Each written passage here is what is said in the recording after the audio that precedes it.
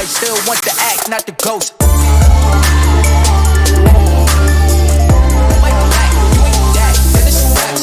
Whoa. Well, there you go. I just love that intro. It's such a quality intro, even if I do say so myself. Hello, and welcome back to the DCUK podcast. This is season 5, and it's episode 4. And as always, I'm your host, James Graham. As you'll see, if you're watching this on YouTube, anyway, if you're listening, you're going to hear him in a second. But alongside me is Barney, who is the main guy behind UK NYCFC. You'll have seen him alongside on the New York Magazine article we were published in and things like that. Give everyone a little hello and introduce yourself. Yeah, evening all. I'm Barney, aka UK NYCFC on Twitter and Instagram. Pompey fan for my sins originally. Adopted New Yorker, I feel like sometimes. Been made to feel so welcome over there on a few trips. And present at the MLS Cup victory in Portland in 2021. Let's get that in there nice and early. You just got to get that one in there, yeah. Now, welcome to the Winners Club. Yeah, of course. Yeah. I mean, you haven't quite got 4 stars above your badge yet. You've got 1. But this occurred while I was a fan. I didn't jump on a glory train. I mean, I'm not going to go down this road because I've had to battle this road many times. But could have been worse. Could have been Galaxy. I mean, yeah. I mean, they've not really done exactly a lot for a long time. A bit like us, really. But you know, yeah. Today's show, as you can probably imagine, is going to be heavily focused on NYCFC, considering our special guest today. But I will go through sort of the standard stuff, the news, a quick match review from our previous game against Orlando. If you hadn't tuned in or follow me on Instagram, I'm going to start doing halftime chats and full-time chats. And I even had a very special guest on randomly for the first ones that we did last weekend. Our director of scouting, Sean Howe, decided to join me. Just as I was going through, he requested to join. And I thought, yeah, why not? That was pretty cool. And then on the full-time chat, and was it the full-time or was that half-time? It could have been, I can't remember. I think it was the full-time one. But our DP, Taxi Funtast, decided to join in the chat, which was pretty epic, to say the least. So do come in on that if you are following me on Instagram. If not, it's you'll see links in the description and all that jazz. Cool. So let's just kind of go over some trivia. I like to do a little bit of trivia every now and again. So for those who are listening, the question for this week is, who scored the game-winning goal last season in the victory over New York City FC at the Red Bull Arena? Am I guessing this? Feel free. If you want to give it a guess, go for it. Thiago Andrade. I mean, considering we won the game. Oh, hang on a minute. I think that's 2021, isn't it? I'm thinking of the 2021 game. Yeah, DC United won this one 2-1. Of course. And we actually recently released a clip of the goal as well this week. Do you know what? I can't. Is it the? It wasn't Assad, but did he already left? No, he had left at that point. Okay. Then in that case, he's already now back, obviously, for his third return. I've already erased that from my memory then. Yeah. To be fair, it's our only victory away to you guys, so we've got to take what we can. I think New York City fans would rather just completely delete all games that we have to host at Red Bull Arena and just call them a default 3-0 loss. The fans understandably detest that we have to play some games there, so hopefully only for about 3, maybe 4 more years. It's not great, but at least you've got a new stadium in the works, is it? Or is it just in the planning stages? So we have the land, we have the plot. It is now in the final planning stages and the community sign-offs, whatever they call it, over there. Yeah. So last bits of red tape to get through, but the mayor has announced it, so that's massive. The fact that the mayor has given his green light to the project, which has taken the best part of 8-9 years to get to this point. Yeah. That's huge. So yeah, it's coming. Yeah, let's just hope it's not another 8-9 years before the actual stadium is open. 2027 MLS season opener is the target, according to Brad Sims, the CEO, so or the president, as they call it, his position. So yeah, we'll see. Yeah, fingers crossed. Hopefully, it won't be a triangle in the side of the pitch. I don't know what's wrong with that. You know, Nothing wrong with that, is there? we knock it out of the park every week. There you go, baseball reference. That's literally what you call home field advantage. We could go with baseball puns all evening, I reckon. One of my favourite celebrations I've ever seen at Yankee Stadium. It isn't even from a New York player, it's from when Carlos Vela scored for LAFC, and he just went over to the corner and gave the whole baseball bat like that. Oh, okay, all right, yeah, very good, well done. Yeah. I'm surprised that hasn't happened more often.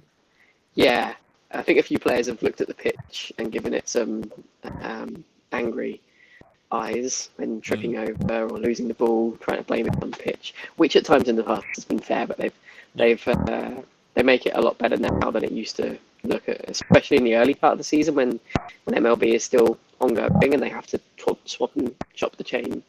Oh my god, I got the words out. Swap the pitch around from baseball to soccer. Yeah. Yeah. A bit like now then. Yeah, well, this isn't too bad because MLB hasn't started yet. I don't think. I think it starts in another few weeks. So the first couple of games, that's why we have, I think, 2 games in a row at home. Right. Okay. And then we are away for a couple of games. We have a game at City Field. I want to say after DC. Yeah. If I get my schedule right. So yeah, we have to kind of alternate between our many locations that we play home. Yeah. I mean, haven't you played at home in LA? Yeah. I mean, that's like Portsmouth playing at home in Baghdad in terms of location. It's not comparing Portsmouth to Baghdad. Like I said, they're not that dissimilar. But in terms of mileage, it would be like Portsmouth or a British team playing somewhere Middle East. That's gives a perspective of the ridiculousness of that journey that we had that some fans chose to do, and credit to them. But fair. Yeah.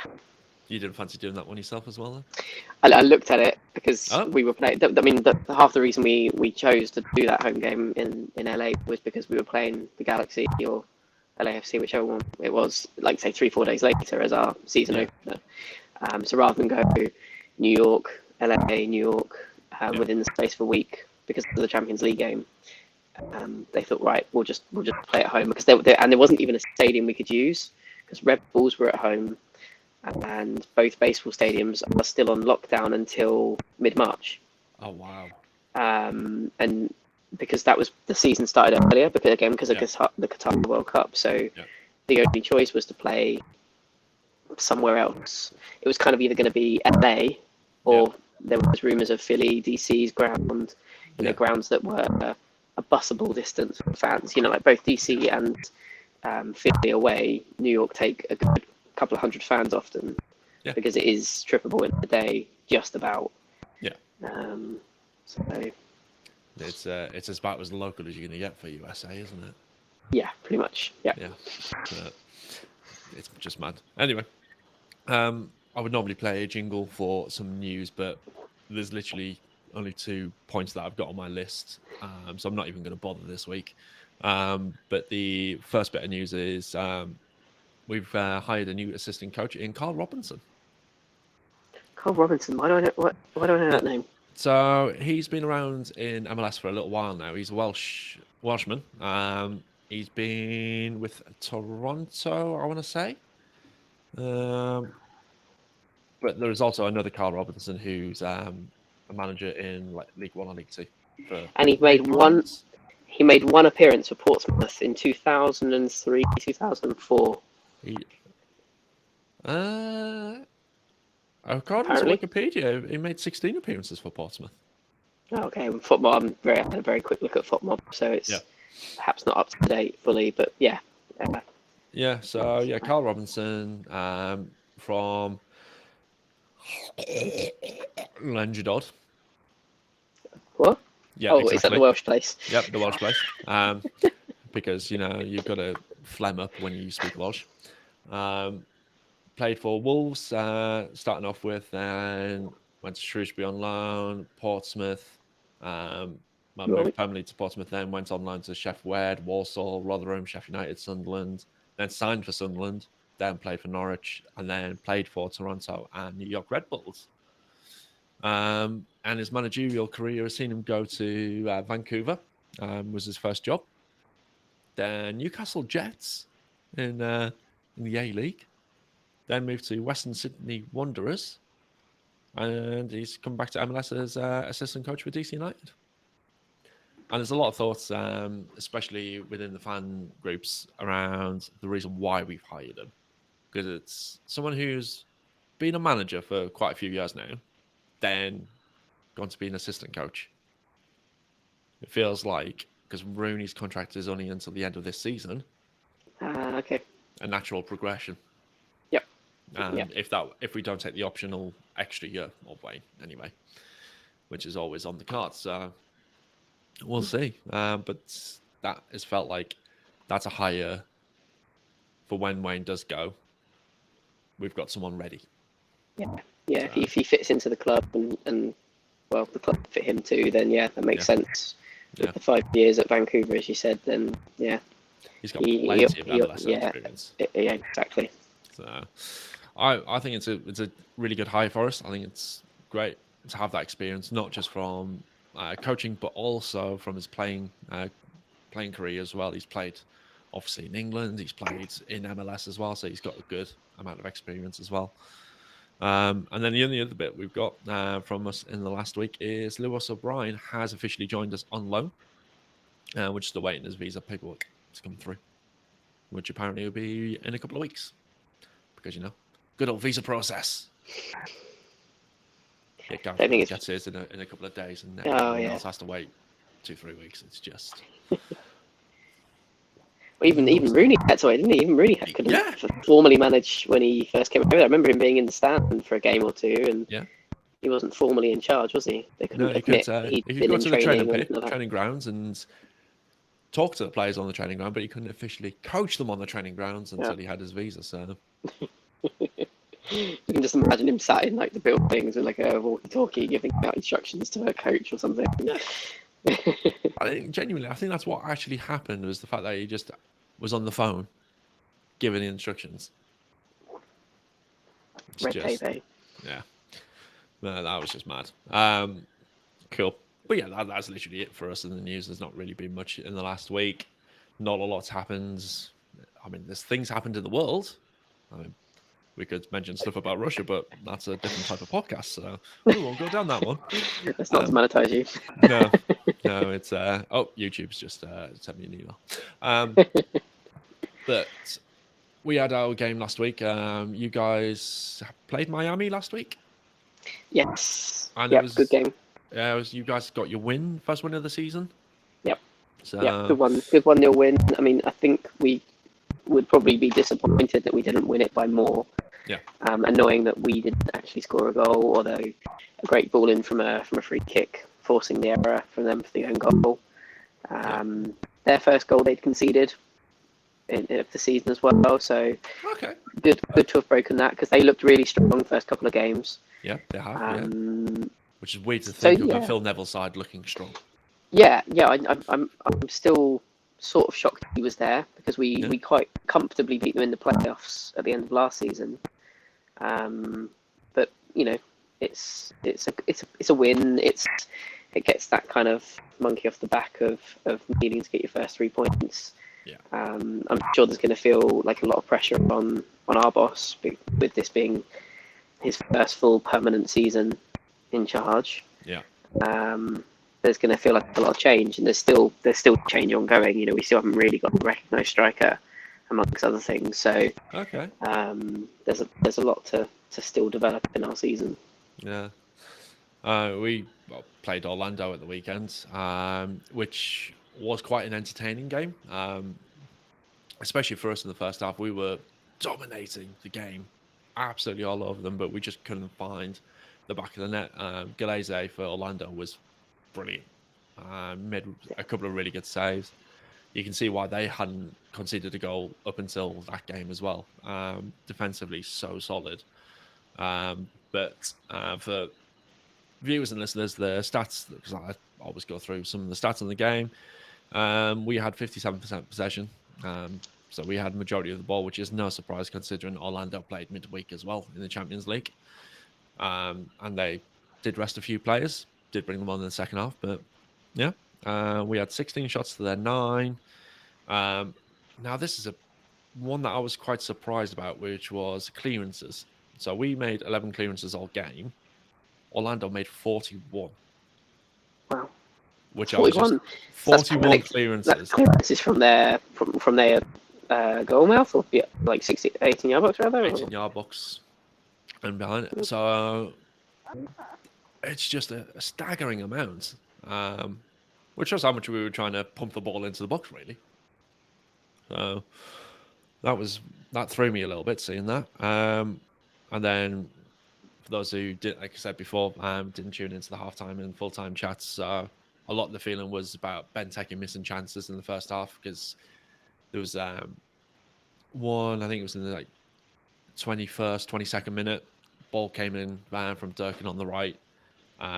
Granted, it was a bit of a shock that the defender didn't actually head it out. So it fell to Benteke, who had plenty of time and decided just to side foot it, basically at Galese. It's like, you're a former Premiership striker who knows how to hit the back of the net, because you did it with Villa. Granted, you didn't really do it with Liverpool or Palace, but you did it with Villa, so you know where it is. And yeah, you didn't do it. So that was frustrating. And then Ted's Kudi Pietro, who's probably one of our really most exciting players at the moment, had a ball cut back to him. So again, it was a side foot, but it had power behind this one. Glaze dropped down, made the save. Again, really good save on that one. Can't argue with it. It was just unfortunate. And yeah, it was just, again, one of those frustrating games. And the second half rolled around, and then they hit us with a sucker punch of a goal in the 53rd minute. And that felt really harsh on us, because, again, we were absolutely dominating. But we showed the attitude of never say die, which is what Russell Knaus, when he came on the episode last week, mentioned that they had. It's good to see that still going. And Durkin, beautiful finish. Getting the ball, cutting back on from his right foot onto his left foot. Curls round Galese into the far post, into the right-hand side, inside of the post, and into the back of the net. Beautiful. Absolutely beautiful. Made it into the voting for goal of the week. Didn't get anywhere near, because the rest of the goals were absolutely stunners as well. But yeah. To get nominated into that is always a nice little thing. And he was in Team of the Week as well. So it's 2 weeks in a row we've got players in there, which is a really nice feeling to have that. Because last season for us was not particularly great. Yeah, not a strong one. So I'm going to do the halftime and full-time chats. This is a question for you, Barney. Are you going to be around to do some halftime and full-time chats? Tomorrow, yes, I should be able to do and jump in on those. Yeah. Yeah. So they'll be on Instagram. So follow at DCUK FC on Instagram, and follow at UK NYCFC. We'll do some halftime and full-time chats. See how we're going on with the game. So let's go into it. Let's go into the game this weekend. So we're at the Yankee Stadium. It's a 7:30 p.m. kickoff Eastern Summer Time now for them, because their clocks have moved forward an hour, which means it's a lovely 11:30 kickoff. It's not a bit easier, a bit more manageable. Yeah, it's definitely more manageable. I remember last weekend it was my son's third birthday, and yeah, we had to be up at, what time was I up? 6:30 in the morning. I had 3.5 hours sleep. Yay! The life of an MLS UK fan. Oh yes, that was just brutal, absolutely brutal. But made it through, got through this week, so we're all right. Head to head. So we've played 19 times between each other in league fixtures technically 20 because we had the friendly, but we don't count those because they're scrimmages, as we go with that term. So 19 games, we've won 6 of them, you've won 10 of them, and we've had 3 draws. So the odds are in your favour, generally speaking. You usually do better against us, especially at whichever fields that we're playing at against you. So some points I've got written down. So Yankee Stadium's not particularly known for its soccer pitch qualities, and we've already discussed about that. So it'll be interesting to see what the pitch is like this weekend. Hopefully it'll be decent if they've not actually had any baseball on it. So yeah, well, didn't look too bad against Miami. It looked okay, about as good as it ever can do, I think. Didn't seem to interrupt the flow of play or anything like that. Yeah. So yeah, and I'm pretty sure if we're back-to-back games at home, then there won't have been any baseball in between, because it's something like 2.5-3 day turnaround each way. So I can't imagine they would have done that in between.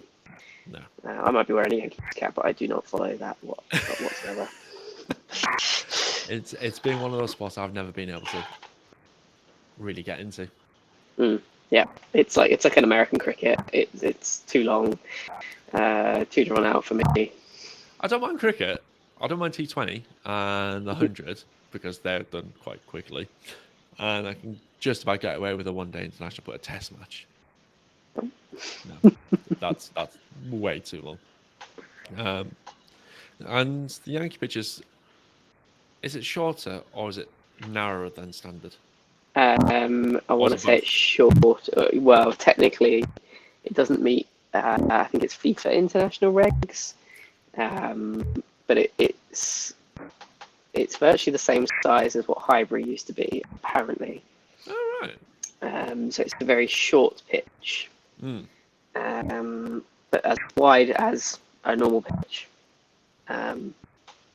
Apparently, I mean, I must admit, when I've been there, I can't say it looks particularly different. I mean, I'm used to being a fan at Fratton Park, which also has quite a small pitch compared to some modern, larger stadiums. Your Riverside, your Stadium of Light, etc. Thank you for mentioning the Riverside. You're welcome. They're quite big pitches, right? Yeah. So perhaps it's just something I'm used to seeing. That I can't say I've noticed it being particularly small. It looks maybe smaller because of the fact it is in a baseball stadium, so there's a lot of space around the pitch. Yeah. That you can understand why fans might feel disconnected from the game, but the atmosphere has always been great when I've been there. Yeah, I've actually just got the dimensions up of the Yankee Stadium football pitch. Okay. It is 110 yards long by 70 yards wide.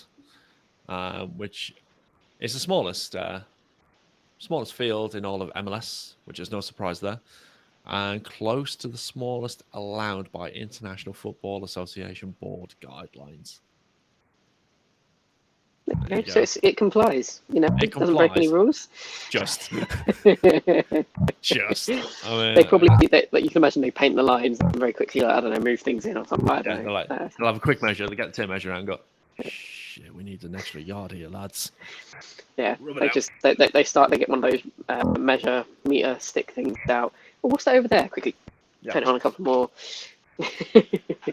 So, just to compare it to Audi Field, so was it 110 by 70? Audi Field is 115 by 75.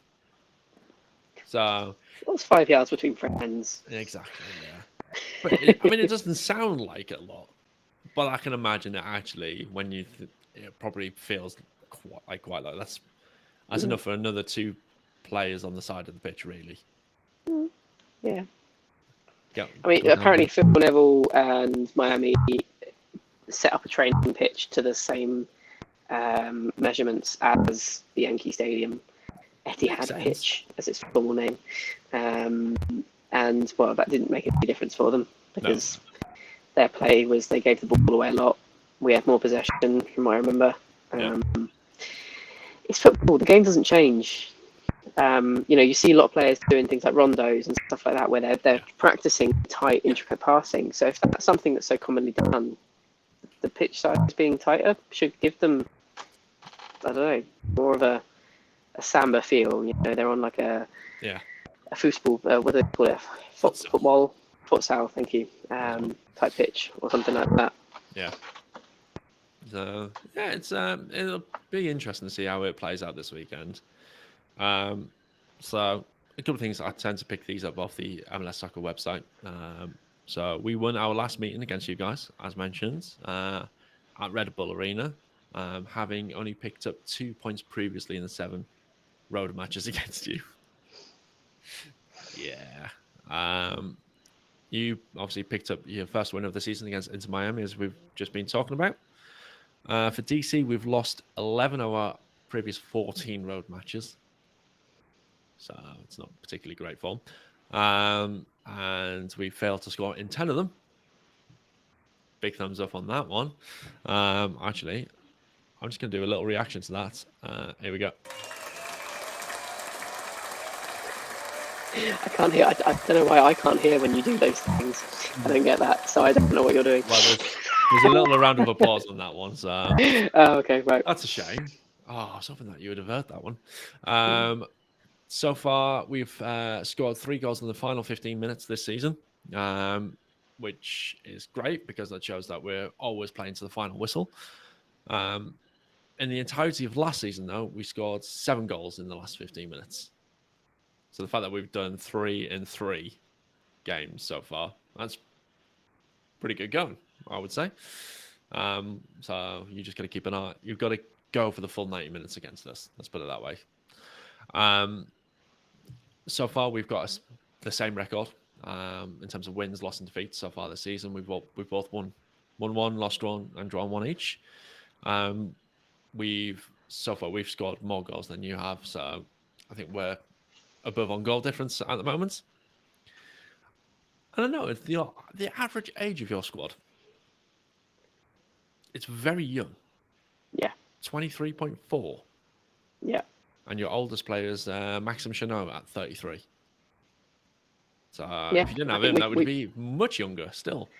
Yeah, we've brought in quite a few players through the academy now. Yeah. We've signed a few former draft picks.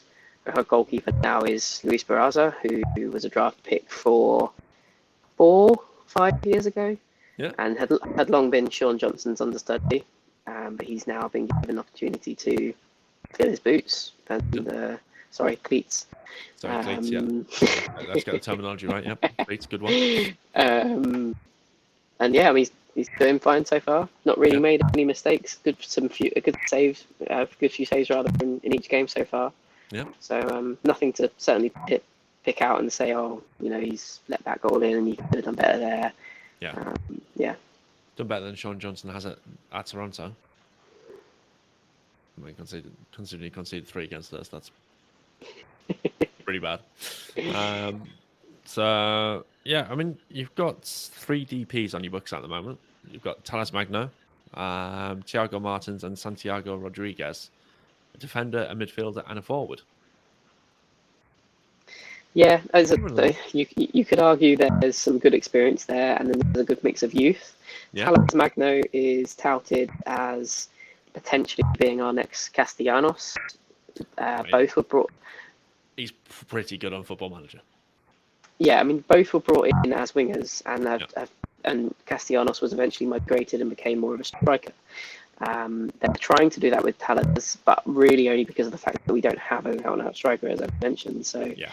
I'm not sure that's something he wants to do. He certainly doesn't seem to be doing particularly well. Yeah. There's some opportunities that I think if like an out-and-out goal poacher was in his shoes at that time, that they would have tried harder or been in a better position. So yeah, he's got some room for improvement. He seems like you'll probably see that sometimes you get this annoying feeling that he wants to make more of an impression for like a highlight reel video of like skilling players rather than holding the ball up and scoring. Yeah. So yeah, I think that's been quite a thing on NYCFC Twitter this week, is people saying like, look, we recognise the talent, and he's still only, I want to say 19, and he's really young. Yeah. Came from Vasco da Gama, I want to say. So, a lot of Brazilian flair and potential there, but just needs to pick and choose when he shows off that flair.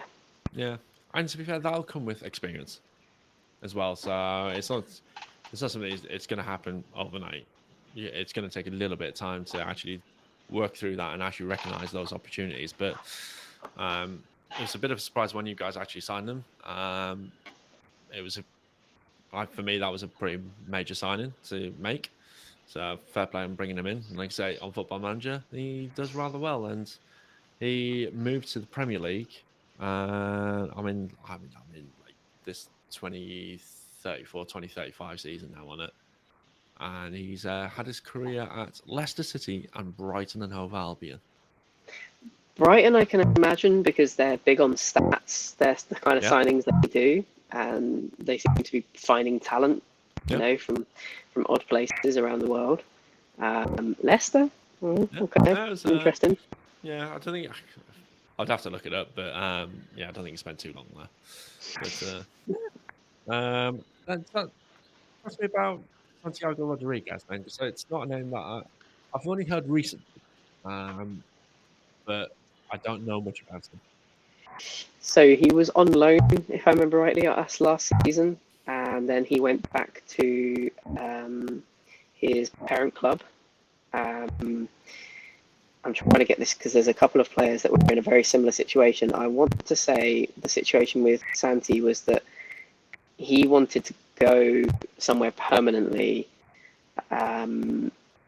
We needed, basically, in order to kind of compare with the clubs I think were coming in for him, we kind of had to make him a DP. There wasn't any kind of like not wanting to come to New York. I think there's two big attractions that when you sign for New York City, right? Obviously, one being it is New York City. Yeah. It's one of the most famous cities, if not the most famous city, arguably, in the world. The other, I think, is obviously it's City Football Group. If you excel at New York City, you could become the next Castellanos, the next Alex Callens. You can get your move on to Europe, go play for Verona, Man City, wherever. You could say there's like three big players that have moved on, and if you include Jack Harrison in that as well. Yeah. So there's a lot of attraction to come play for the boys in blue, and that's what he's done. He could play the number 10 role, but you could also play out wide. I want to say he was in the 10 role against Miami, if I remember rightly. And no one really stood out as having an amazing game, but he hadn't trained the team all week, right, to my knowledge. So not many of the team have changed. We've lost a few players, but the majority of the squad is the same core that was there last year. Yeah. But I think we've changed formation and system a little bit from how we ended last season. Last season we were playing a 3/5 at the back, and then quite a loaded centre from there. Whereas this season we seem to be doing like a sort of 4-2-3-1 kind of approach. So there's obviously some changes that all the players are going to have to adjust to with that.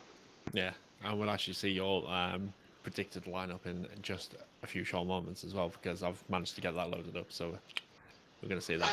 We just literally did the exact same thing there. and it came up on my feed at the exact same time. We've not practiced that, I promise. And then Thiago Martins is your defensive DP. Not the typical DP kind of play that you would see in MLS. Defenders are not the... I'm trying to think of the nice word. They're not an attractive bunch, right? Yeah, they're not fashionable. Yeah, good way of putting it. What was it Roy Keane said? No one wants to grow up and be a Gary Neville. It's true. No one wants to grow up to be a Gary Neville or a Phil Neville, really. Yeah, no. So he had an amazing year or two in Japan, and was brought in because of that. He had like the top stats in the league for like tackles, interceptions, all that kind of stuff. Yeah. And naturally, some eyes are going to be drawn to that. Although it took him a long while to get going. He was kind of forced to play almost straight away because I want to say Callens was injured. It was either Callens or Chanel, I can't remember now. So he was forced to go into that back 2 or 3 as we were playing at the time. Yeah. And this was during the period when we'd lost Ronnie or were losing Ronnie right at the beginning of the season. Yeah. And there's naturally going to be some upset, some adjustments as Nick wants to put his stamp on the team. And he had a shaky start. He scored a comical own goal where he basically passed the ball into the net. That where, like, with Sean Johnson not even there to see the ball go in. So yeah, shaky start, but he's looked okay so far. It's more the other centre back that's a worry, which we'll come to in a moment, I'm sure, with the lineup predictions. Yeah. There's one other player I want to touch on, which is the player that you got as part of your under-22 initiative, which is Gabriel Pereira. Yeah. What can you tell us about him? Fantastic little player. Now, what I was saying about Tallis with choosing those right moments to show your flair, that's where Pereira seems to be really, really great. Okay. Really confident on the ball. Like one of those players that you look at and you think he's so slight, there's so little to him. Yeah. You think, oh, he's going to get bullied and get pushed off the ball, but his movement is so clever. You know, he sees those tackles or the player coming in. His goal against Chicago in the previous match day was brilliant. One of those kind of not anywhere near the same level, but the famous Ronaldinho goal for Barca against Chelsea, where he's just on the edge of the box and almost finesses it to the top corner with no backlift. It was like that, but on the deck. You know, he just finesses it to the bottom corner, and you know, one of those you look at and you think, how has the keeper not saved that? But it was just the precision that he's managed to whip it around and get it in the far corner that the keeper just doesn't have a chance really. So yeah, really good player. Definitely one to watch, and one of the more confident players in the team, I would say, right now. Nice. So let's move on to your predicted lineup. Let's just bring it up on screen here. Talk me through it, because you said you're kind of going through with the 4-2-3-1 formation at the moment. So yeah, talk us through it. Yeah, so normally our centre-backs would be Thiago Martins and Maxime Chanot. That seems to be the centre-backs we're going with at the moment. I'm not sure if Chanot's got a knock. Apparently he's going to be missing a game or two because of the international window. We've got the European qualifiers coming up. Yeah. And he is a Luxembourg international. So, but he's missing this game. Yeah, it's been confirmed. So I think James Sands might slot back into a centre-back position. Yeah. Now, when he did play for Rangers in his loan spell over there, he tended to play as a centre-back. It's not where it's not his trained position. His position would be where you see Morales in that holding midfield role. However, he can play there. He's played there for New York before. So I see him slotting in there. Elenic, how you say it, and Kufre are on the wing backs. They are both new signings from the summer. Both really positive. Both got forward quite a lot in the game against Miami. They play the CFG attacking wing back style. You're more likely to see them push forward than you are to see Parks or Morales. They'll drop back and maybe support Sands and Martins. You know, to support them on counter attacks or whatever. So yeah, Parks Morales came on as a sub back from injury in the last game. He is generally a holding midfielder. He can also play in that 10 role, but definitely way more as a holding midfielder role. So I think he'll slot there to allow Sands to go as a centre back. Pellegrini and Pereira on the wings, mostly because we don't really have too much of another choice there. You could put Tapas Magno on the left, but we absolutely have no striker, so he kind of has to go up top, which, as I say, therefore leaves kind of Pellegrini to go out left. There is a chance that you could see Kevin O'Toole instead of Pellegrini. Okay. O'Toole was playing out on a kind of, as I mentioned at the end of last season, we were playing like a 5 at the back, where you know the wing backs were really attacking, and O'Toole was the left wing back there. Right. Okay. So you could see him maybe as a left wing instead of Pellegrini, but I think that's my 11. That's my prediction for tomorrow night. I like it. I like the way you've just talked that through. I would love to kind of do the same for hours, but I've got literally nothing prepared. Mainly because I was at a Hans Zimmer, John Williams tribute performance tonight by the London Film Music Orchestra. I would absolutely love that. That sounds awesome. That was flipping awesome. So, I mean, they did was it Star Wars, Indiana Jones, Pirates of the Caribbean, Gladiator, which I just absolutely loved. No MLS theme? No MLS theme. Ah, what's up going on? If they'd done that, I would have just got up and just walked out, because that would just been the nice if they did the MLS theme. When it comes on my, if I've naturally I've got it on my Spotify, I play, you know, all like songs on Spotify in the car, and if it comes on, I become the cat meme. It's just, I mean, as far as themes go, it's a pretty good one. It's a banger. It is a proper banger. It's not quite the European Champions League, though.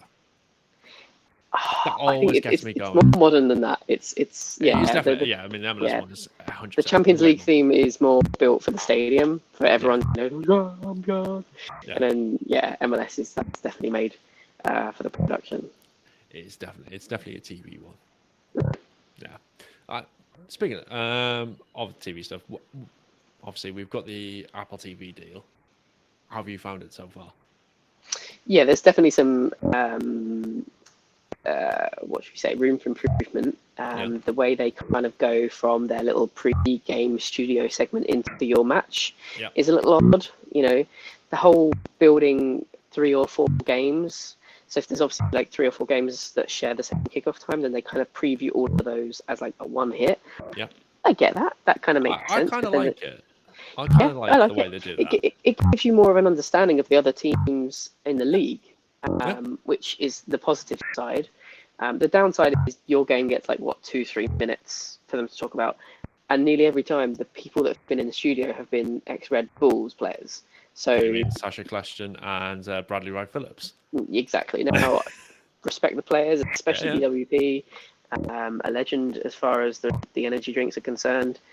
Was it the New Jersey Pink Cows, as we like to call them? We call them the New Jersey energy drinks, or many other things that I won't pronounce on YouTube. FTRB. FTRB. What's it? F is a swear word. Oh, okay. Yeah. And then, then the rest of it is the Red Bulls. I have got a fantastic video from when we won 1-0 up in September of the crowd going that chant. So no, but I think they generally get called just Jersey Red Bulls or Jersey Energy Drinks. Yeah. So those guys in the studio, you know, BWP is still clearly learning as a pundit. Yes. He's following his dad, wants to go into punditry. Don't blame him. No. But there's some work to be done there. And then, as I say, when they go from that to the game, it's then you get that awkward couple of minutes. Like, as a British viewer of MLS, sometimes our games haven't been picked for TV in the past. So you end up having to watch it on a betting channel. Yes. And watch a generic feed without commentary, and it always starts with just a camera up in the corner of the stadium. Yes. And you're sort of sat there like, well, when does the game begin then? Yeah. And all of a sudden it'll be whistle goes and you're in the game. Okay, right. There's some, you know, they could just a simple handover. Oh, if you're watching New York, now pick that channel here, and your commentators are these guys, and so on and so on. They're clearly teething. They're getting going. That will become better, I'm sure, over the next few games. I think the big thing is because I'd imagine in America they've got adverts when they go from the MLS 360 to the actual game as well. We don't get that. So we don't get the actual advert. So we just get a generic message that goes through at the bottom, and then you get the background of. Then you get the stadium. How do you plug that? Yeah, because when it comes to halftime and things, and they go away from the game, and then we get the standard screen. Yeah, you're right. So I think it's probably to do with the adverts, which means great, we don't actually have to listen to adverts, but you do get that awkward silence, and I just start making my own commentary. I don't know when you watch it on the bet websites, did you ever just in your own head just make up your own commentary, or was that just me? Oh, totally. No, I get it. I was that kid that was playing Pro Evo back in the day. Oh, When Pro Evo didn't have the names of the teams, and you were the Manchester Reds or yep. What was like the other teams? I can't remember them, but Liverpool Blue and things yeah, like that. exactly. Yeah, exactly. So And Michael Owen. yeah, you were kind of doing the commentary yourself. Yeah. Um, But the commentary on that was actually really good. Once it got going, eventually, yeah. It was just hilarious. But I liked the. Every now and again, watching it on a betting channel wasn't the worst thing, because you get more of the real stadium vibe. Exactly. Yeah. I think sometimes Yankee Stadium, particularly, as kind of in line with what I was saying about there's a gap between the pitch and the fans, so the on-pitch mics don't often pick up all of the atmosphere that's going on, especially because they then probably maybe even dull down the crowd because they would then fill that with the commentators' audio. Yeah. So when they've got the generic feed where there's just all the noise, it sounded really good, because Yankee Stadium's actually pretty noisy, especially at the bleachers end where the supporter section is. Where you've got Los Templados, the Spanish guys with the drums and that make all the noise for us. Yeah, there's a big atmosphere there. Yeah, fair. I mean, for me, the biggest bugbear I have is not being able to choose the home audio. Yeah, so because you can pick to your local radio commentary, right? But you can't have the originals like you had the famous internet dude. Yes, Mr. Dave Johnson. Yeah, we had like Ian Joy and Joe Tarlinson, I think his name is. Apologies.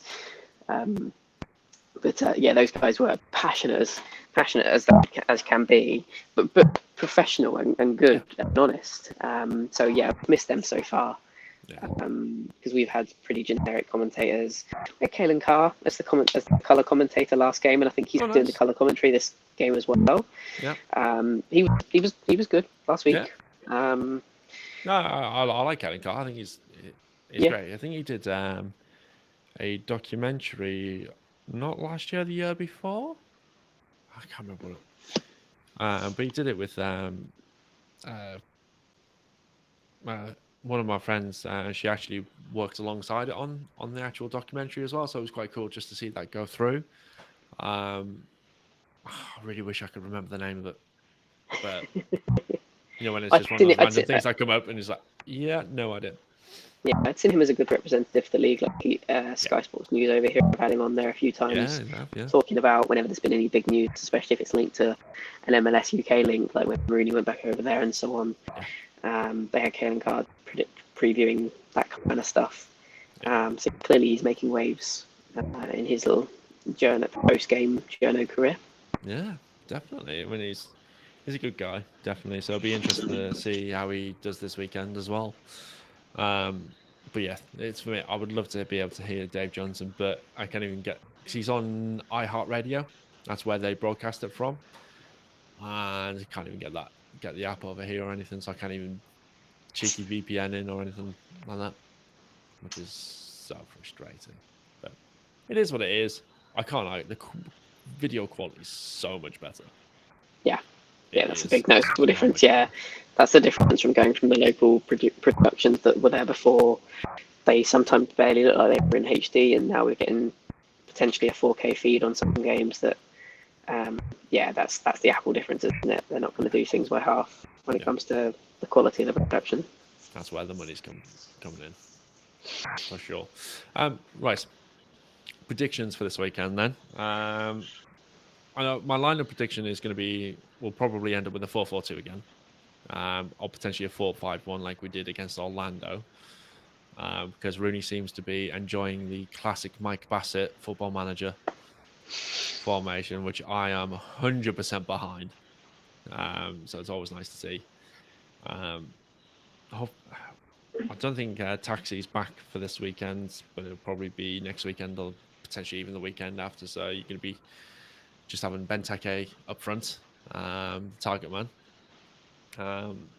And I reckon with our back four, it'll probably be similar to how we did it last weekend with one at right back, who for me was one of the key players against Orlando. He had an awesome game, just getting down that wing, getting the balls crossed in. I wouldn't be surprised if we see the same centre backs as well with Derek Williams, British player. Used to play for Blackburn Rovers back in the day, and Steve Birnbaum. And then Jayze at left back, who seems to be first few games for us solid. Hasn't really put a foot wrong. Right mid will probably be Durkin again. Seems to have gotten solidified there. Then it'll probably be Click, Knaus at centre mids, Pedro Santos on the left. Then probably I would love to see Ted make a start up top. I would love to see him. Whether he gets that remains to be seen, but it'd be good to see him start again because I think he started last week. So, and he came off just after half time because apparently he was ill. Didn't look it, but apparently he was. So hopefully he'll fall forward too. Santos is who worries me. He and Zelarayan would tear New York apart for Columbus. Yeah. The amount of times we've played badly, or not even played badly, they've just played exceptionally well against us. That he will be that player that I would think that we need to put either Sands or Miraz or whoever's the other holding midfielder, one of them, not needs a man mark, but certainly close him down as soon as he gets on the ball so he can't create anything in that final third. Yeah. And when we looked at him against Orlando, it was a case of him and Ted were switching between being in centre and on the left. So you had that constant rotation of their position. So they were being quite a handful, to say the least. And yeah, Pedro, I mean, the fact we were able to sign him was, for me, was a brilliant piece of work by the back office team to bring that through. And the same with Jayze as well, because he's already picked up an assist this season so far from left back. Very similar sort of style of player as Pedro Santos in that position. He gets the ball in, gets a good cross in, and like I said, he just doesn't seem to be putting a foot wrong. Now that I said that, I'll just touch wood and hope he doesn't put a foot wrong this weekend. Should we look some score predictions in? Yeah, I'm feeling confident this weekend. I'm sorry to say for you and your DC followers. I think last week will have given the team a good boost. Yeah. I think you'll probably score. Miami wasted a lot of chances and really should have scored themselves last week. So I'm going to go with like a 2 or 3-1 to New York. Okay. Fair. That's you're entitled to that opinion. You may be wrong. We're at home, we generally have a very good record at Yankee Stadium specifically. And you have generally a very good record against us at Yankee Stadium as well. Exactly. So, I mean, looking at the last home game there, of course, was 6-0 to New York. So, sorry, I had to get in at some point. I've done well to not mention it for what? We made it 54 minutes in, and we hadn't had that mentioned. So yeah, I see it being both to score, New York to win. Yeah, for me, I think this will probably be one of those rare draws between the two of us. I think we'll both score again. So I agree with you on that one. I think it's going to be a 1-1. Okay. Not sure which way. It will probably go in the style of you'll take the lead and then we'll equalise in the last 15 minutes. Just it seems to be the story of the season so far. But yeah, I think it'll be a draw, and I'd be extremely happy to come away from Yankee Stadium with a draw. Yep. If we can, a lot of last season was we'd go 1-0 down, heads would go down, and that would be it. We just lose. That would be lose. Yep. But I think so far what we've shown this season is the fact that we can go down, but then bring it back and actually have the confidence to actually do that and even look to get the winner as well, like we did against Toronto. That was amazing to get the winner in the 98th minute. So yeah, I think it'll be a 1-1. I think it'll be an entertaining game as well. I think there'll be. So I think I remember. Unfortunately, that defeat that you just mentioned, there was a lot of tackles. And I think so far between the two sides, it's actually been quite competitive. Is probably the PC word I'm going to use. Yeah, we kind of going with your 1-1 prediction. We've had that exact happen already. We went 1-0 up away at Chicago, and then conceded in the second half to kind of what feels like it's one of those that feels like a loss, especially when you go 1-0 up away. You feel, you've done really well to go there, and we won there the last season. So you think, well, if we can win there last season, we can do it again. Yeah. Chicago haven't really made any particularly fantastic signings that they didn't already have last year. So yeah, I think that would have hurt the confidence for that. But then the Miami game will hopefully have rebuilt it.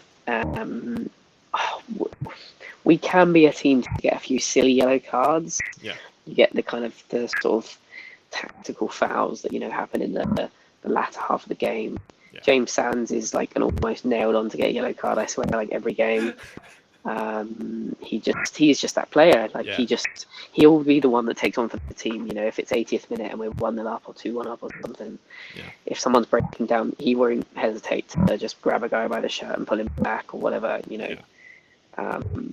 So if you are a betting man, then I would certainly be choosing kind of both teams to score and James Sands to get booked, kind of double.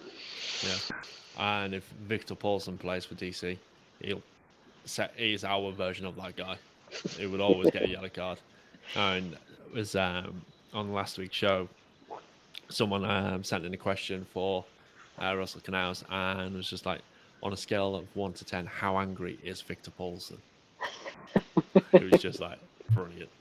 I mean, he's an Icelandic, so he's gonna be angry. He's Scandinavian anger. It's quite fun. And the answer was, yeah, he can get quite angry. Russell wouldn't put him on the scale of 1 to 10. That's how angry he can get. He's got to be professional there and protect the player. yeah, definitely. Cool. So you're going for both teams to score, but you're going to win. And I'm going to go for both teams to score, but a draw. So, which is unusual for me because I always go for a win. So we've had some questions sent in, and well, I'm going to say one of them is kind of aimed at me, and two of them we can both answer. Okay. So I'll do the one that's aimed at me first, and then we'll go to the ones that are aimed at could be done by both of us. So first one, Coach Joe. My man. Yeah. I looked at his Instagram profile and saw that you were the mutual follower. 96, 97, 99, and 2004. Nothing since. He's obviously forgotten about the US Open Cup in 2013. Do the fans feel the club is fading into non-prevalence? I mean, harsh words.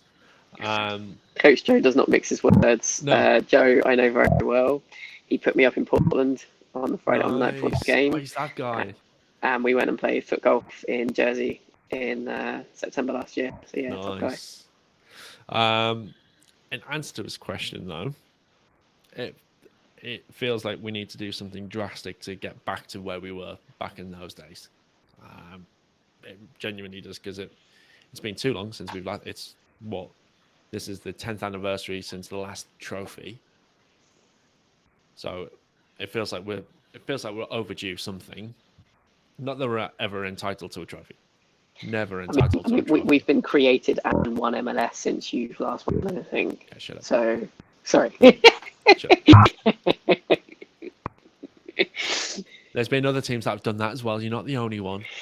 There's been 2 others. Off the top of my head. Yeah. Atlanta and LAFC. Yeah. Yep. Cool. I think even Toronto as well, because when they formed in 2005. Yeah, I was going with the from 2013 thing, but fair. yeah, We'll go with that. But yeah, it's difficult because I can see some of the team, and I'm not aiming this at the players. I'm aiming at sort of back office staff that really want the club to do really well, and they've got nothing but good things for the club, and they want to see history be made again. But it doesn't feel like it always comes right from the very top, which I think is where a lot of the problems may lie. And I know a lot of the fans, they have issues with the ownership, and they have issues with our former general manager, who's now an advisor to the club. Is his official title. I don't believe that, but so yeah, there is definitely feelings of that, and we need something to happen very soon to get that joy back again. And it felt like we're starting to get that this season because of the way we were able to come back against Toronto, and the fact that we've been able to go out and sign players like Click, and the fact that we brought in Pedro Santos, and we've actually made a really good signing with Jose, and we've brought in Ruan, who's an exciting right back. Granted, he might not be the best defensively, but he has a lot of flair about him. He's Brazilian. He's going to have flair. So it feels like there's some good movements happening. And the Lewis O'Brien's loan signing feels like that's another good step in the right direction. But then there's some mistakes that have been made, like Ravel Morrison, who now is technically still with the club, but he's not in the roster. So he can't. Right. Did he get denied his visa or something? Nope. Oh, okay. Yeah, Rooney just from my understanding, I know I could be completely wrong here, and I probably am. Was that Rooney didn't want him, and I don't know whether that's just his attitude or whatnot. But yeah, he's not in the actual final. I mean, they were at Derby together as well, so you can see the link, of why. Oh, absolutely. And Morrison has the same sort of red mist in his abilities that Rooney did as a player. So perhaps Rooney thought, I can manage this, I can mentor it. But Ravel Morrison isn't. He's not a young man anymore. He is 30. So you'd think by 30, if he could manage it, he would be doing so by now. But then some players never get rid of it. Your Joey Bartons and the like, they got better at managing it, but it was still there. Yeah, it's a shame because he's got a lot of talent and he scored a couple of great goals for us last season. But I'm assuming it's his attitude that has been a bit of a stinker again, and it's just ruining his career every single time. I don't know how many more chances he needs. Because he's been at how many clubs has he actually been at? So Man United, West Ham, Birmingham, QPR, Cardiff, Lazio, Atlas. Oh, I've got their I was going to say, I recognise the Atlas badge in the background there. Östersunds in Sweden, Sheffield United, Middlesbrough, Den Haag, Derby and DC. That is a journeyman with a poor attitude. That is a shocking amount of clubs. With the most appearances he's made for one club was Derby. He made 38 year before last, or last season technically in the European leagues. That's pretty poor. That's awful. Yeah. That's really poor. Clearly still some issues there that need ironing out. Yeah. And You'd think Wayne would be the guy to do it because you mentioned about Derby, but also Man United as well. They play Yeah, together but there. So yeah, it's a shame, but yeah, it's those kind of little mistakes that happen, which kind of feels like you got one step forward, two steps back kind of moment. Because at the end of the day, it's wasted money as well, wasted salary. yeah. How are we able to invest that again unless we get rid of ship them off in the summer, buyout is guaranteed contract or whatever? Players like that, you do wonder if they're on like pay to play kind of agreements because of their history. But then again, they've probably got agents that can avoid that kind of stuff nowadays. And there'll be teams that are willing to take the risk. So Yeah, that might be a do you think sad that would one. be allowed in MLS with the salary cap and the way that it is? I mean, what isn't allowed in America generally? So True. Yeah. So yeah, I hope that answers his question. He's got one other question, but I'm going to go to a different one just for now. This one is from Brian, who's a member of the DCUK community. What's the closest, in your opinion, when it comes to soccer in comparison to March Madness? Which I had to actually Google what March Madness. I heard of March Madness, but I actually didn't know what it was. He always said it's like cramming the FA Cup into a month. Now, what's March Madness? Yeah, you have to help me here. Cool. So March Madness is. If I actually click the right button. So March Madness is basketball, the NCAA Division 1 men's basketball tournament. Branded as NCAA March Madness and commonly called March Madness. If you didn't know, it's called March Madness. It's a single elimination tournament played each spring in the US, currently featuring 68 college basketball teams from Division 1 level of the National Collegiate Athletic Association to determine the national champion. It's been going since 1939. So it's a lot of games in a month. It's a total of 68 teams qualify for the tournaments, played during March and April. 32 teams earn automatic bids as their respective conference champions. Then you've got rounds. So you've got the first four. Then you've got the round of 64. Then a round of 32.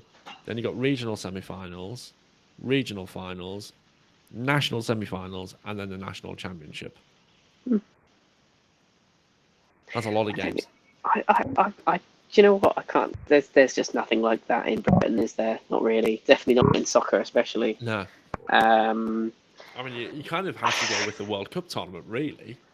Yeah, maybe something like that. I mean, in the lower levels, in the League 1 and League 2, you have the EFL Trophy, by sponsorship names, the Papa John's Pizza Trophy this season. That always tickles me because was it the Johnson's Pate Trophy was one of the originals. Yeah. Then before that was the LDV Vans Trophy. Yes. The Checker Trade, the Leasing.com Trophy. There's been all sorts of names for it. It's anyway, a sponsorship trophy. Yeah, right. So that competition is fought between teams in League 2. So that's the 4th division of English football, League 1, and then elite academy British teams are invited to enter an under-21s team. And I kind of like that. I actually get that. I think that's quite clever. The only downside is that some of the teams don't enter a decent team. Yeah. So when you've got like you're playing like an under-18s team and they just get like torn apart. We've played a couple. I think it was Villa we played, like Pompey played last year, and we destroyed them. Like without really getting underway much because it was kids they were playing against grown men professionals. But then other times we played Arsenal and Tottenham, their under-21s teams, and the Arsenal team had players like Saka in. Yeah. So that was pretty cool. Like Saka scored at Fratton Park for Arsenal under-21s, and I remember thinking like he's going to be something special. Yeah. The Tottenham team had players that are now in the team. I'm pretty sure Skip was in the team. There's a double barrel name player that is at Tottenham, who I don't care to remember his No, full name. it's Tottenham. But yeah, Tottenham bought exactly. Spurs. So yeah, so the group stage is held over quite a short period of time, Yeah. and then they do knockouts, and then it's normally done by like February or March time. So it's pretty early that it's finished in the season. Yeah. Um, You could go with the Carabao Cup as well. yeah, Because that's often done by February or quite March. Yeah. as well. So, and that's every team in the football league. Generally speaking, you'll have the Premiership teams come in the second rounds. The teams who are playing in Europe, they'll come in the third round. But yeah. The only other thing I would say that's been like that in the soccer world was the MLS's back tournament. MLS's back was awesome. I actually I really enjoyed watching it. Yeah. Yeah, I mean, when there were some games kicking off at like 10 a.m.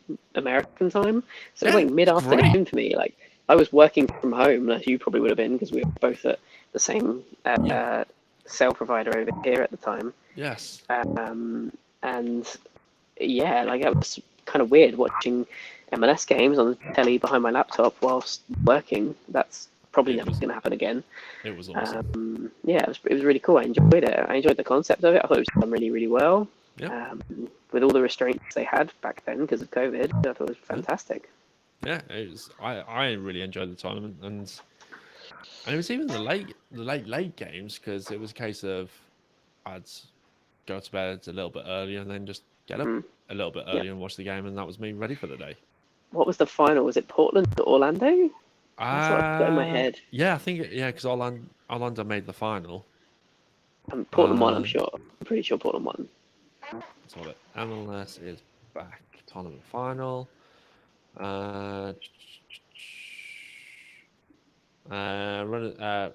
Portland's Orlando. Portland won it. Yeah, I really enjoyed that tournament. It was a lot of fun. It's kicked off on July 8th, and the final was on August 11th. So it was just over a month. So that's literally it. That is our version of March Madness. There you go. Cool. Moving on to next question. This is one that actually came in on the chat. It's more one that's aimed towards me, which is thoughts on the Lewis O'Brien loan move. I kind of like it. Obviously, we know what Lewis O'Brien's like because he's played for Forest. It seems like it will be good signing for us. Bit weird how that's come around, considering, well, for those who don't know, Forest decided to buy a brand new squad and then some. Then realised, yeah, we can't actually have everyone that we've signed in the squad, so we're going to have to get rid of a few. And Lewis O'Brien, unfortunately, his initial move that he was going to make, which was to Blackburn Rovers, didn't materialise. The paperwork wasn't done on time. So he's coming to us whenever his visa comes through. So that was a bit of a strange one. Bless him. I just don't get Forest with all how many signings they've made. They've done what City tried to do like 10 years ago. They've brought too many too quick. It won't work. They won't gel. They've lost tonight. Them 8-1. Yeah, I mean Forest have lost tonight. Apparently there was some dodgy refereeing decisions. I didn't watch the game, but I've seen from Twitter there's been a fair few people moaning. But nonetheless, they've lost again despite being 1-0 up. So yeah. There's only so much you can do with a completely brand new set of people. And to try and do that in a professional environment in front of 30,000 people on a weekly basis, it's never going to work. Fulham did it as well, and then they got relegated. Yeah. So, I mean, to me, that just shows that Steve Cooper didn't have any faith in the team that brought them up. I don't know. I don't know that a lot of the transfers will be his choice. Yeah, to be fair, they've got Greek owner? Probably director of football buying this, that, and the other. It's like a poor man's equivalent of Chelsea this summer, just going, but let's just get all of the players. Yeah. I think it's they'll just go, well, we'll let them sign for Olympiacos and then move them over to Forest. Is that the link? Is it? I didn't know that. Yeah, so the owner of Forest also owns Olympiacos. So many of this happening now. Like Brighton, the same owner is the same as the team that Christian Burgess left Pompey to go to in Belgium, Union Saint Gilloise. I've probably mispronounced that, but right, okay. they're part of the same group. They sign players based on pure stats without looking even at their playing style and things. They just purely base them on stats. So that's risky. Yeah, but it's working for both teams because Union are the most successful team in Belgian football history, but they hadn't been in the top flight for like 10, 20, 30 years, whatever it was. And now they're not only they won the regular season, because they also have a regular season and a playoffs in Belgium. They won the regular season, so they won their supporter shield or whatever they call it. Yeah. And then got to, I want to say, the semi-finals of the knockouts, but they qualified for Europe and have got through to the Europa League now. So that's what that logo was. Because I saw a logo on the Europa League quarter-final draw, and I was like, who the heck is that? Did not recognise it. I think they're playing Bayer Leverkusen. Yeah, I know they were playing Union Berlin in the last round. Yeah. And actually forgot to check whether they got through, but I'm pretty sure they did get through. So, Europa League. My phone has gone slow. Thank you, O2. Oh, come, never mind. That isn't an MLS UK thing. So no, it isn't. Yes, but yeah, Lewis O'Brien. I think hopefully it works out a great signing. It's a low risk move for us as well because it's a loan until the summer. At which point we can either choose to extend it, send him back, or sign him on a permanent basis. Literally not much wrong with that in my books. Let's move on to Coach Joe's other question, which was, do you think instead of bringing in new franchises, MLS should rehab the OG teams? Ooh. Do you know what? I get where Joe is coming from. Yeah. I think you go somewhere in the middle. Yeah. And you don't rehab OG teams unless we're talking OG teams as in teams that have got a history in American soccer, like your Seattle Sounders. Obviously, they were brought in having had a history. Your Portland Timbers, Vancouver Whitecaps. There's a big history in that Cascadia region of football going back to the 70s. Yes. So maybe you bring in a few more of those names back. You find some old names and bring those back in. Alternatively, you've got some great franchises in USL that the names are known. No one, you probably couldn't name a player for them, but people know of them. The Las Vegas Lights. Yes. New Mexico United. New Mexico United. I love their I love that stadium. Detroit City. There's some, and Detroit have a huge fan base. It's enormous. The person I stayed with in New York in September, she's a Michigan girl. Yeah. And she used to go, when she was still out there, she used to go to games. And, one of the reasons she went was because the atmosphere was unreal. It was the sort of talk of the town as such, if you were a soccer fan especially. Yeah. There's a lot of big opportunities out there. Some big markets that USL has tapped into that MLS hasn't. And MLS seems to be going with the kind of areas like what we've got Sacramento coming in soon. We've got a fourth California team. Not the right call for me. I mean, obviously they've done I'm sure they've done their research and whatever into that. Yeah, and there's a huge football following in that area, but I'd go to a new state. Why not go risky? Bring in an Alaska team or something so ridiculous like that. Can you imagine that? Hawaii, right? Yeah. Why not? Yeah, because I think it's San Diego are looking to, because that's Landon Donovan's team. Yeah, which would make sense. Yeah, San Diego Loyal. Yeah. And to me, that would make sense for them to come in because obviously the history with Landon Donovan and the fact that he has an award named after him as well. It would kind of be a bit weird for them to not come in. But I'm trying to think. if that was an official thing that they're coming into the league, or if No, it was it's just it's. rumours. I was looking into this the other day. Yeah, it's apparently it's in negotiations or final stages, but it's a strong potential. So yeah. Yeah, yeah. Like I said, I wouldn't mind having them in the league, but Mm. I like where you were coming from with the clubs that have a long-standing history in the game. I think that's right. Yeah. It would make sense. It shows that Um, there's a fan base in that market, yeah, because if teams existed there in the past, then they probably still do now. yeah, You would expect. You've got sporting cities all over America that aren't infamous in the other more traditional American sports. Look at Portland. Like, the fan base they get at Providence Park is unreal. yeah, I feel so lucky to have been to that stadium, and I'd love to have stayed there longer, but you know, the last minute nature of MLS Cup and whatnot, it wasn't possible. But yeah, um, like, what a following they have, but they're not really known for anything else. Yeah, I think they've got an NBA team, and beyond that, like, yeah, they play in. I mean, Providence Park is an old baseball stadium, so maybe that's why I loved it. I don't know. It's like a yeah. link. Probably. But it's that following they have there is raucous. It's one to go to if you're an MLS fan and you've never been to Portland. You've Yeah, got to do it. yeah. So, what we're saying on this one is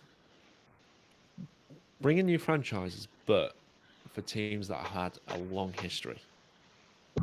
Yeah, Yeah, I think I don't think Joe meant it, but when he says OGs, I think he's thinking more like the DCs, the LAs, yeah, the yeah. the No, the, the absolutely. Yeah. Wiz.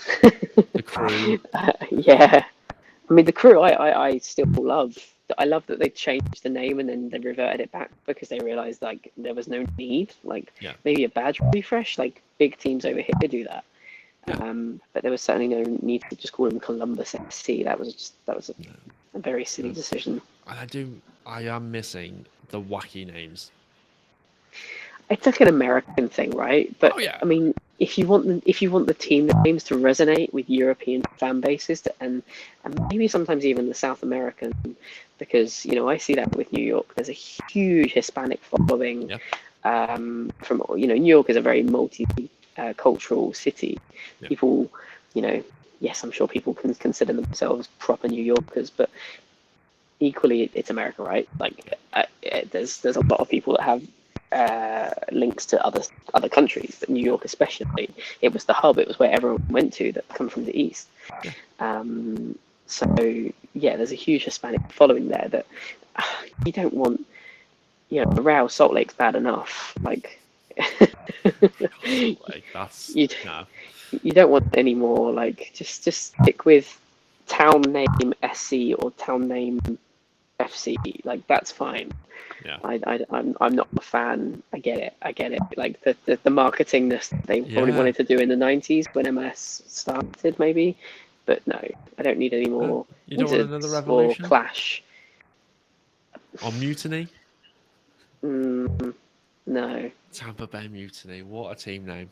What was What a team Red Bull's name. original name again? New York New York, Metro New Stars. Jersey, New York Metro Stars. Ugh. What I mean, that's a bit of a- Metro Star. I mean, the name in itself is a joke of the team that they aren't even in New York. Yeah, That they play in the metropolitan area of New York. But they don't. It's Harrison, New Jersey. It's like an hour's bus journey. It's New Jersey. Not New York. Yeah. It's New Yeah. Jersey.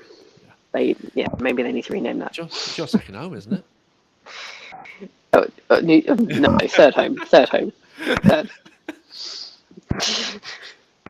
I had to get that one in there. Yeah, sure. Yeah. Cool.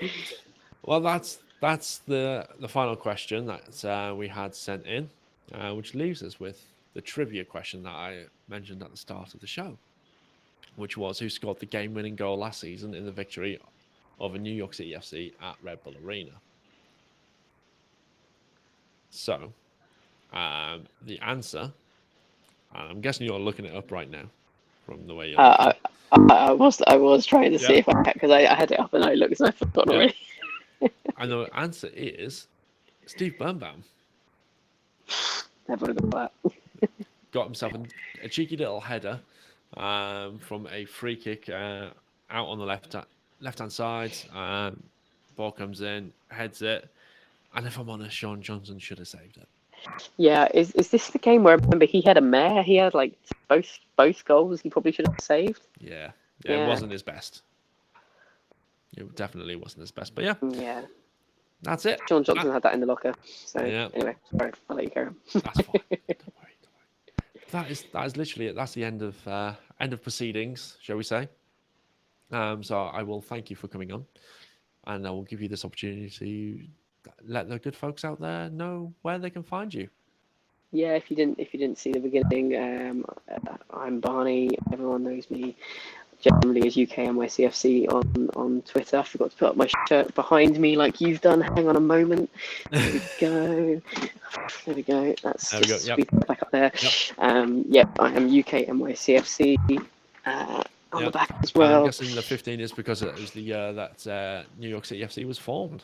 Yeah, and although I didn't start the Twitter account until like 2018, 2019, I definitely was following online the team from the get-go. Yeah. My story was that I was intrigued by the signing of Frank Lampard. That got me hooked straight away. The uniqueness of playing in Yankee Stadium for all the mocking it gets, I thought was pretty cool. So yeah, and I'm definitely, I would say, one of the committed guys like James. James is more committed on the engagement with the club. Like, you've done fantastic with everything you're doing, like this show right now, man. It's amazing the access the club have given you. You've interviewed coaches, managers, all sorts. It's fantastic. So credit to you for all the effort you put in. I'm more of a travel man. I like to try and get over there. I try and spin every year for the last 4 years, and plans to go over in May again this year. Yeah, that's the next thing on my list, is to get back out there. Because that last year's trip was phenomenal. Being able to do a podcast at the Screaming Eagles tailgate, and then actually do face-to-face interviews with club staff, and one of the players was just phenomenal. I bet, man, I bet. Yeah, I just want to get out there. But now there's a permanent fixture at Audi Field of mine, which is the DCUK flag, That's so cool. which is just awesome. For those of you who've not seen on the socials, that last week at the Orlando game, a few of the DC United Academy players were posing with the flag and getting their photos taken with it. So hopefully we might see some more of that over the coming weeks and games. That's cool. Yeah, cool. Well, thank you again for taking the time out. I know you're a night owl, so you like your late nights. So just a bit like myself, we need something to do in the evening. Kind of got to be if you're an MLS UK fan. You really do. But yeah, thank you very much for coming on, and thank you for everyone for tuning in and listening and watching. And all that's left for me to say is, until next time, Vamos United.